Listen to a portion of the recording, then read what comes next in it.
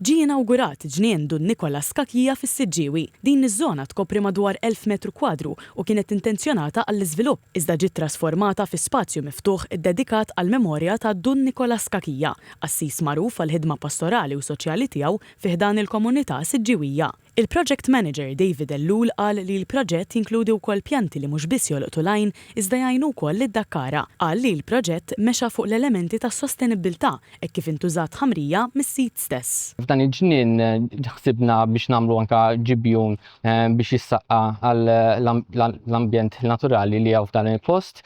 Il-forma tagħhom hija forma pjuttost kurva biex nirrispettaw it-topografija ta' ambjent naturali li jinstabu fih. Waqt l-inaugurazzjoni il-Ministru Mirjam Dalli qalet li dan il-proġett huwa fost 75 spazju miftuħ li jinfetħu matul din il-leġislatura bilan li aktar komunitajiet ikollhom aċċess għal żoni ħodor qrib ir-residenzi tagħhom. Preżenti għall-inaugurazzjoni kien hemm ukoll il-familja ta' Dun Nikola Skakija.